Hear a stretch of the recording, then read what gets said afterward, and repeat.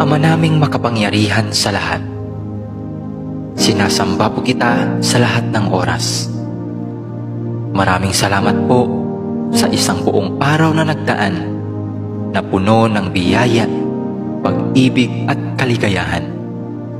Salamat din po sa mga pagsubok at mumunting mga luha na dumating sa aking buhay, na alam ko pong siya po ninyong paalala sa akin na kayo po ay Diyos na buhay.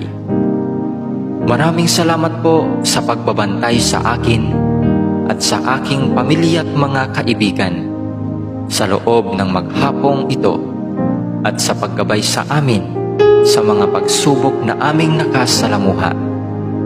Alam ko pong nariyan kayo sa aming tabi sa lahat ng oras upang kami ay bantayan at gabayan.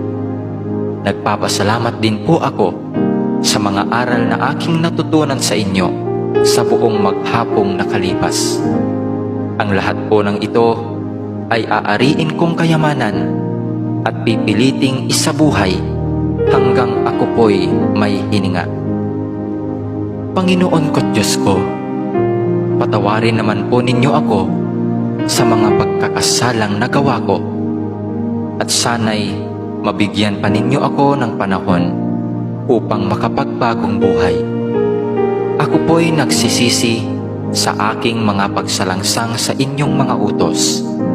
Patawarin din niyo ako sa mga pagtalikod na aking ginawa sa aking kapwa, at sa mga pagkukulang ko sa aking mga kaibigan at mga mahal sa buhay. Pinatatawad ko rin po sila sa kanilang mga kasalanan sa akin. Batbat po ng dumi at kasamaan ang aking puso at isipan. Naway linisin mo po ito ngayong magdamag at baguhin upang bukas ng umaga ay magkaroon ako ng malakas na pananampalataya at panibagong buhay.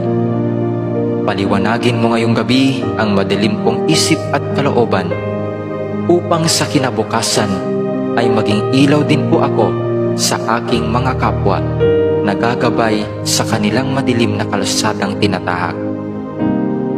Gabayan din ninyo kami sa magdamag na ito at iligtas sa anumang panganib. Alam ko pong alam na ninyo ang aming mga pangangailangan sa araw-araw. Hindi po kami humihingi ng labis sa aming mga pangangailangan. Ibigay mo po sa amin sa paraang sapat po upang kami ay mabuhay.